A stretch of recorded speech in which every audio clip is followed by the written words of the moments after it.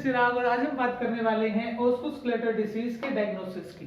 ठीक है, तो डायग्नोसिस जो जनरली होता है, this is clinical features plus में differential diagnosis is more than enough to determine the person is having Osgood Schlatter disease और नॉट। ठीक है, बट फिर भी in the confirmation for confirmation हम रेडियोलॉजिकल फाइंडिंग्स भी करवाते हैं। ठीक है, तो फर्स्टली हम clinical features and differential diagnosis से एक फुल डायग्नोस्टिक पैटर्न देखेंगे और उसके बाद हम देखेंगे रेडियोलॉजिकल फाइंडिंग्स जो कि ऑस्कुस्कुलेटर डिसीज में हमें मिलती है। किसमें? X-ray, MRI, ultrasound, ultrasonography, CT scan, हम सबके बारे में बात करेंगे। ठीक है, फर्स्टली हम देखेंगे clinical features and differential diagnosis कैसे हमें हेल्प करता है to diagnose the Osgood Schlatter disease. The first clinical feature is the pain while jumping and kneeling. Pain while jumping and kneeling. Pain while jumping and kneeling. The same is present in the Sanding-Larsen-Johansson syndrome. ठीक है, उनमें क्या होता है कि pain while jumping and kneeling भी होता है। ठीक है, एंड 9 to 15 इयर्स की एज में भी प्रेजेंट होता है। बट द मेन क्लासिफिकेशन जिसमें हम डिफरेंशियल डायग्नोसिस परफॉर्म कर सकते हैं, that is the pain at the inferior pole of patella. ठीक है, सैंडिंग-लार्सन-जोहानसन सिंड्रोम में pain at the inferior pole of patella होता है। ठीक है, अगर आपको एक बात बताऊं कि सैंडिंग-लार्सन-जोहानसन सिंड्रोम जो होता है, this is also the tractional apophysis. ठीक है, this is also traction apophysitis. Traction apophysitis. ठीक है, ट्रैक्शन एपोफाइसाइटिस होता है, ऑस्टियोकोंड्रोसिस होता है, हर एक फीचर सेम होता है except the pain in the inferior pole of patella when it comes to the Sinding Larsen Johansson syndrome. And अगर हम ऑस्कुस्कुलेटर डिसीज की बात करते हैं तो pain is at the tibial tuberosity. ठीक है, तो first clinical feature of the Osgood Schlatter disease is the pain while jumping and kneeling. और इसको हम डिफरेंशियल डायग्नोसिस में कैसे हम यूज कर सकते हैं कि अगर हम सैंडिंग-लार्सन-जोहानसन सिंड्रोम की बात कर रहे हैं तो पेन तो सेम रहेगा, पेन जंपिंग एंड नीलिंग में रहेगा, बट उस टाइम पे जो पेन रहेगा वो इंफीरियर पोल ऑफ पटेला में रहेगा। ठीक है, जैसे कि मैंने अब बात की ट्रैक्शन एपोफाइसाइटिस की, तो अगर टिबियल ट्यूबरोसिटी से टेंडन का रिमूवल होता है या फिर उसका रप्चर होता है तो अब उसको बोलते हैं ऑस्कुस्कुलेटर डिसीज। अगर एक्सटेंशन मैकेनिज्म की वजह से ही अगर रप्चर हो जाता है इंफीरियर पोल ऑफ पटेला का टेंडन, तो उसको हम क्या बोलते हैं? Sending-Larsen-Johansson syndrome. ठीक, ये चीज हमें हमेशा ध्यान रखनी है। सेकंड क्या होता है कि सैंडिंग-लार्सन-जोहानसन सिंड्रोम में कैल्सिफिकेशन, जो कैल्सिफिकेशन की बात करता है is at the inferior pole of patella, जो कि बिल्कुल लाजमी है कि ऐसा होना चाहिए। ठीक, अगर हम बात करते हैं tibial tuberosity that is the Osgood Schlatter disease की, तो इंफीरियर पोल ऑफ पटेला में या फिर पटेलर टेंडन जो होता है वो जस्ट टिबियल ट्यूबरोसिटी के 2 to 2.5 सेंटीमीटर एरिया में ही कैल्सिफिकेशन हमें विजिबल होता है। ठीक है, तो ये होता है हमारा differential diagnosis. Second is the activity independent pain. ठीक है, activity dependent pain. Activity dependent pain होता है, मतलब जितना ज्यादा हम एक्टिविटी करेंगे उतना ज्यादा प्रोग्रेसिव होती जाती है ऑस्कुस्कुलेटर डिसीज, उतना ज्यादा पेन आता है एट द टिबियल ट्यूबरोसिटी। ठीक है, इसको हम डिफरेंशियल डायग्नोसिस किसमें लेंगे? That is the bone tumour. ठीक है, बोन ट्यूमर एंड जो ऑस्कुस्कुलेटर डिसीज है वो दोनों के दोनों चिल्ड्रन में ही होते हैं। ठीक है, but the difference is the जो ऑस्कुस्कुलेटर डिसीज है या फिर अगर हम बात करें बोन ट्यूमर्स की, तो बोन ट्यूमर हमें जनरली 10 इयर्स से पहले वाले चिल्ड्रन में मिलती है। ठीक है, मतलब जो 7 to 10 इयर्स ऑफ चिल्ड्रन में सबसे ज्यादा मिलती है, बल्कि जो ऑस्कुस्कुलेटर डिसीज है वो हमें ज्यादा किसमें मिलती है? वो हमें ज्यादा मिलती है 12 to 15 एज ऑफ चिल्ड्रन। ठीक है, first diagnosis this is. And अगर हम बात करें बोन ट्यूमर की, तो बोन ट्यूमर में हम एक और डिफरेंशियल डायग्नोसिस लेके आ सकते हैं, that is the pain independent होता है एक्टिविटी के। पेन पूरा टाइम रहता है, that is the continuous pain रहता है हमेशा किसमें? बोन ट्यूमर में। बट अगर हम ऑस्कुस्कुलेटर डिसीज की बात करें तो उस टाइम पर क्या होगा? ऑस्कुस्कुलेटर डिसीज में पेन आता है एक्टिविटी में। ठीक है, एंड थर्ड बोन ट्यूमर में that is the more than 5 centimetre square of bony lump जो होता है टिबियल ट्यूबरोसिटी का, मोर देन 5 सेंटीमीटर होता है eight the tibial tuberosity. But इसमें ऐसा ऑस्कुस्कुलेटर डिसीज में ऐसा नहीं होता।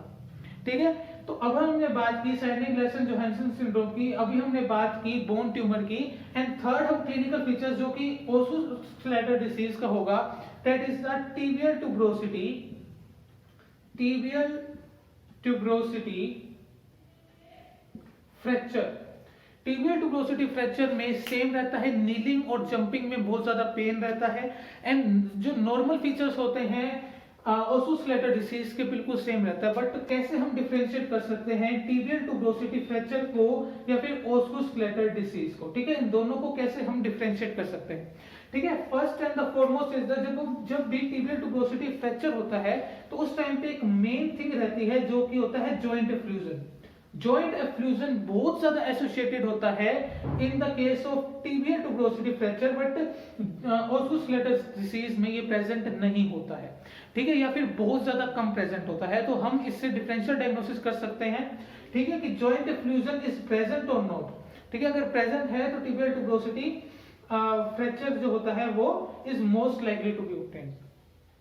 एंड एक और थिंग जो कि मैं आपको बताना चाहता हूं कि टाइप 3 जो फ्रैक्चर होता है ना, अगर ओस्सोस्केलेटल डिसीज जो है अपने सब एक्यूट फेज में है, it is the severe Osgood Schlatter disease, तो it is generally associated with the tibial tuberosity fracture. I hope आपको ये भी समझ आ गया अच्छे से। अगर हम फोर्थ की बात करें, फोर्थ क्लिनिकल फीचर की बात करें, दैट इज द पेन कोई भी एक्टिविटी करते टाइम होता है, ठीक है। नॉर्मली फ्लेक्शन करो, एक्सटेंशन करो, जंपिंग करो, रनिंग करो, हर एक टाइम पे आएगा। बट इसको हम डिफरेंशियल डायग्नोसिस में कैसे कर सकते हैं, that is the Legg Calve Perthes disease, ठीक है। इस टाइम पे क्या होता है, Legg Calve Perthes disease is the juvenile avascular necrosis at the femur head, ठीक है। उस टाइम पर क्या होता है, उस टाइम पर पेन जो होता है, जो हम एक क्लिनिकल फीचर लेके आएगा patient, that is the always the limited of extension, abduction and internal rotation. Extension, abduction and internal rotation इसलिए बहुत ज्यादा अफेक्टेड होते हैं लेग कैलपर्थीज डिसीज में, because of the close pack position होती है हिप जॉइंट की, ठीक है। तो उस टाइम पे क्या होगा, कंप्रेसिव जॉइंट ज्यादा होगा, तो उस टाइम पे पेन इंक्रीज हो जाता है लेग कैलपर्थीज डिसीज में, जो कि ओस्सोस्केलेटल डिसीज में नहीं होता। फर्स्टली क्या हो गया, फर्स्ट क्या होगा, लेग कैलपर्थीज डिसीज से हम उसको डिफरेंशिएट कैसे कर सकते हैं, हम एक्सरे में भी, सीटी स्कैन या एमआरआई में भी बहुत अच्छे से डिफरेंशिएट कर सकते हैं, because there is a pathology of hip found, ठीक है। बट ओस्सोस्केलेटल डिसीज में ऐसा कुछ नहीं होता, ठीक है। There is only and only the tibial tuberosity traction apophysitis due to the extension mechanism, ठीक है। यहाँ पर ये बात शुरू हो रही है और यहाँ पर ये बात खत्म भी हो रही है, ठीक है। तो मेन चीज क्या आ गई, मेन चीज क्या आ गई, लेग कैलपर्थीज डिसीज में क्या होता है, generally the extension, abduction and internal rotation is the mostly affected, ठीक है। तो ये हमें डिफरेंशियल डायग्नोसिस मिला लेग कैलपर्थीज डिसीज में, ठीक है। एक और चीज, that is the fifth is the male and the 9 to 15 years of age, ठीक है। इट इज जनरली अफेक्ट, मतलब 9 to 15 year of age, and अगर मेल है तो ओस्सोस्केलेटल डिसीज होने के चांसेस और भी इंक्रीज हो जाते हैं, ये चीज हमने पढ़ी है। बट अगर हम बात करें बोन ट्यूमर की, अगर हम बात करें किसी भी नॉर्मल ट्यूमर की, तो उस टाइम पर जो ट्यूमर है वो less than 10 year of age में हो रहा है। तो आपके डिफरेंशियल डायग्नोसिस को और ज्यादा स्ट्रॉन्ग करने के लिए हम इस डायग्राम का सहारा लेंगे, ठीक है। जनरली अगर pain is at the tibial tuberosity, ठीक है, pain is at the tibial tuberosity, jumping and running में बहुत ज्यादा डिफिकल्टी आती है, असेंडिंग एंड डिसेंडिंग स्टेयर्स में भी बहुत ज्यादा डिफिकल्टी आती है, 12 to 15 इयर्स ऑफ एज है, मेल है, तो हम बोल सकते हैं कि the person might be suffering from the osgood schlatter disease, ठीक है। अगर द सेम फीचर्स है, जितने भी मैंने आपको अभी बताए वो सेम फीचर्स है, but the pain is at the inferior pole of patella, then क्या हो जाएगा, सैंडिंग लैरसन जोहानसन सिंड्रोम, ठीक है, ये चीज हो सकती है। अगर pain is at the lateral side of the tibia, तो उस टाइम पर पेन कहां से एसोसिएटेड हो सकता है, that is the pes anserine bursitis, pes anserine bursitis, ठीक है। मैंने जनरली डिफरेंशियल डायग्नोसिस में इसको इसलिए इंक्लूड नहीं किया, बिकॉज जो फीचर्स होते हैं वो बहुत ही ज्यादा अलग होते हैं, ठीक है। तो क्योंकि ये एडल्ट्स में ज्यादा प्रेजेंट होता है एंड जनरली लेटरल टिबिया पे है, ठीक है। जनरली ये दोनों जो होते हैं बहुत ज्यादा कंफ्यूजिंग होते हैं, तो हमें इनका डिफरेंशियल डायग्नोसिस ज्यादा अच्छे से पता रहना चाहिए था, ठीक है। पेस एंसराइन बर्साइटिस हो सकता है, ठीक है, अगर पेन जो है वो यहां पर है, ठीक है, ये रहा क्वाड्रिसेप्स का टेंडन, तो अगर पेन यहां पर है तो the pain can be associated with the suprapatellar bursitis, suprapatellar bursitis. ठीक है, अगर लेग कैपर्थिस डिसीज है तो हिप के साथ साथ नी में पेन होगा, बट हिप में ज्यादा होगा। ठीक है, तो हम उससे डिफरेंशियल डायग्नोसिस कर सकते हैं बहुत अच्छे से। अगर पीछे पेन है, अगर यहाँ पर पेन है तो there can be popliteal cyst. ठीक है, तो उस टाइम पर सिटिंग में जाना बहुत ज्यादा डिफिकल्टी होती है। अगर पटेलोफेमोरल पेन सिंड्रोम है, ठीक है, उसके लिए हमें एक बार सीधा बनाना पड़ेगा। ठीक है, दिस इज नी जॉइंट, ठीक है, this is patella, this is femur and this is tibia. ठीक है, अगर यहां पर पेन है ना, पटेला के अंदर ऐसा लगता है कि पटेला के अंदर पेन है या पटेला के सराउंडेड पेन है, तो उसको हम वो एसोसिएटेड हो सकता है पटेलोफेमोरल पेन सिंड्रोम से। पर जनरली हम डिफरेंशियल डायग्नोसिस कैसे करेंगे कि पटेला में पेन है, पटेला के सराउंडेड पेन है, ना कि पेन है कहां पर, टिबियल ट्यूबरोसिटी में। ये था डिफरेंशियल डायग्नोसिस का एक होल जो कि मैं आपको बताना चाहता था। अब हम बात करते हैं रेडियोलॉजिकल फाइंडिंग्स की।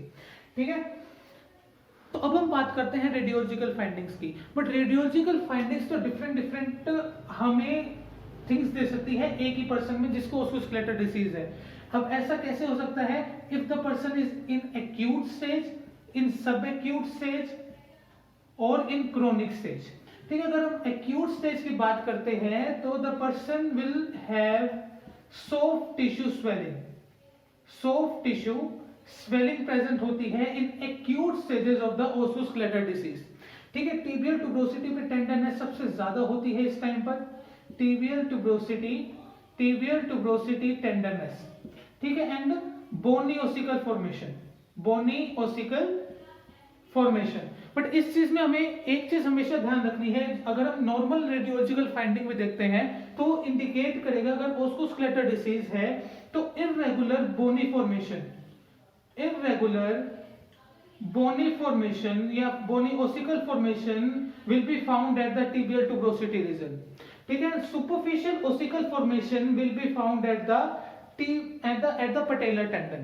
ठीक है, ये चीज हमें ध्यान रखनी है। Third one is the calcification will be present at the lower 1/3 of the patellar tendon. Generally 2 to 2.5 centimetre वाले एरिया में कैल्सिफिकेशन बहुत ज्यादा प्रेजेंट होता है। और अगर कैल्सिफिकेशन होगा तो हमें अच्छे से पता है there will be the thickening at the patellar tendon, thickening at the patellar tendon. तो मैंने इसमें अभी 4 बात की है और मैं एक बार दोबारा रिपीट करूं जो कि हमें ध्यान रखना ही रखना है। First is the irregular bony ossification at the tibial tuberosity. ठीक है, second is the superficial ossicle formation eight the patellar tendon. Third is the calcification at the 2 to 2.5 centimeter above the tibial tuberosity or in the patellar tendon, and fourth is the thickening at the lower 1/3 of the patellar tendon. ये चीज हमें ध्यान रखनी ही रखनी है। ठीक है, अब बैक टू द टॉपिक। अगर हम एक्यूट स्टेज में है तो मैंने 3 चीजें बताई आपको, 3 थिंग्स बताई आपको, क्या क्या, सॉफ्ट टिश्यू स्वेलिंग होगी, टिबियल ट्यूबरोसिटी में टेंडरनेस होगी एंड बोनी ओसिकल में बोनी ओसिकल फॉर्मेशन प्रेजेंट होगा। ठीक है, बोनी ओसिकल्स प्रेजेंट होंगे इसमें। ठीक है, अगर हम 3 to 4 वीक्स आगे जाए, अगर हम 3 to 4 वीक्स आगे जाए तो bony fragmentation will be seen at the tibial tuberosity, bony fragmentation will be seen at the tibial tuberosity. ठीक है, अगर हम बात करते हैं सब एक्यूट स्टेज की, अगर हम बात करते हैं सब एक्यूट स्टेज की तो soft tissue swelling will not be appear. ठीक है, बिकॉज इस टाइम तक वो रिजोल्व हो जाती है, सॉफ्ट टिश्यू स्वेलिंग इस टाइम तक रिजोल्व हो जाती है, but bone fragmentation and ossicle will still be appear. ठीक है, इस टाइम पर क्या होगा सब एक्यूट स्टेज में कि सॉफ्ट टिश्यू स्वेलिंग जो होगी वो रिजोल्व हो जाएगी, बट बोनी फ्रेगमेंटेशन अभी भी अपीयर होंगे, अभी भी विजिबल होंगे। अगर मैं क्रोनिक स्टेज की बात करूं तो टिबियल ट्यूबरोसिटी से जो बोनी फ्रेगमेंट्स थे वो टिबियल ट्यूबरोसिटी पे फ्यूज हो जाएंगे, और अगर वो फ्यूज हो जाएंगे तो उस टाइम पर क्या होगा कि tibial tuberosity will appear normal. ठीक है, नॉर्मल अपीयर होगा। इट इज जनरली वो क्या हो जाएगा, वो पार्ट ही बन जाएगा टिबियल ट्यूबरोसिटी का। जनरली एक हाई लंप होगा, एक बोनी लंप होगा, बट उसमें कोई पेन नहीं होगा आगे जाके। बिकॉज ऐसा क्यों होता है, बिकॉज आगे जाके क्या होगा, 18 से मोर ईयर वाले एज में क्या होता है कि एपोफाइसिस जो होती है वो फ्यूज हो जाती है। अगर एपोफाइसिस फ्यूज हो जाएगी तो उस टाइम पर क्या होगा, there will be no pain, because pain कहाँ हो रहा था, एट द एपोफाइसाइटिस। अब हम बात करते हैं डिफरेंट रेडियोलॉजिकल फाइंडिंग्स की, जो कि डिफरेंट रेडियोलॉजिकल इंस्ट्रूमेंट हमें प्रोवाइड करते हैं। ठीक है, तो जनरली तो हमें रेडियोलॉजिकल फाइंडिंग की नीड ही नहीं होती, because clinical features and differential diagnosis are more than enough to determine the person is having osgood schlatter disease और नॉट। ठीक है, बट फिर भी अगर हमें रेडियोलॉजिकल फाइंडिंग की रिक्वायरमेंट पड़ती है तो एक्सरे में हमें टिबियल ट्यूबरोसिटी का बोनी लंप जो है या फिर सॉफ्ट टिश्यू स्वेलिंग भी हमें विजिबल होती है। बट न्यूबॉर्न फॉर्मेशन जो होती है is quite difficult to determine. ठीक है, because newborn formation is very very small and xray is not the preferable modality और preferable choice of instrument. Xray में क्या क्या आएगा, tibial tuberosity, tibial tuberosity, bony lump is will be present। ठीक है, second is the soft tissue swelling will also be seen। ठीक है, but अगर हम बात करते हैं अल्ट्रासाउंड की, अल्ट्रासाउंड में भी टिबियल ट्यूबरोसिटी अगर न्यूबॉर्न फॉर्मेशन है तो अल्ट्रासाउंड कैन डिटेक्ट। ठीक है, अगर सॉफ्ट टिश्यू स्वेलिंग है तो अल्ट्रासाउंड कैन डिटेक्ट, अगर न्यूबॉर्न फॉर्मेशन है तो उस टाइम पर भी अल्ट्रासाउंड कैन डिटेक्ट। ठीक है, but MRI is more sensitive then ultrasound. ठीक है, न्यूबॉर्न फॉर्मेशन को सबसे अच्छा जो कोई विजिबल करेगा, दैट जो कोई रेडियोलॉजिकल फाइंडिंग जो विजिबल करेगी, दैट इज द MRI। ठीक है, newborn formation, soft tissue swelling और न्यू ओसिकल फॉर्मेशन जो होते हैं, बोनी ओसिकल फॉर्मेशन होते हैं, उसमें भी सबसे ज्यादा सेंसिटिव होगा, दैट इज द MRI। ठीक है, अगर हम बात करते हैं अल्ट्रासोनोग्राफी की, अगर हम बात करते हैं अल्ट्रासोनोग्राफी की, ठीक है, तो जिस टाइम पर ज्यादा बंप होगा, मतलब फॉर एग्जांपल अगर टिबियल ट्यूबरोसिटी में ऐसे बंप है, ठीक है, तो उस टाइम पर अपटेक चला जाएगा बिल्कुल मोर ज्यादा, it will be more echoic और मोर इकोजेनिक। ठीक है, और अगर सॉफ्ट टिश्यू स्वेलिंग है, अगर सॉफ्ट टिश्यू स्वेलिंग है तो इस टाइम पे क्या हो जाएगा, हाइपो इकोइक हो जाएगा, मतलब इको कम हो जाएगी वहां पर। ठीक है, अगर हम सीटी स्कैन की बात करते हैं तो उस टाइम पर there will be the changes in the insertional site of the patellar tendon. ठीक है, तो ये था सब डिफरेंशियल डायग्नोसिस, हमने पढ़ा क्लिनिकल फीचर्स के साथ, और अब हमने पढ़ा रेडियोलॉजिकल फाइंडिंग्स। आई होप आपको ये वीडियो बहुत अच्छी लगी हो। Thank you very much.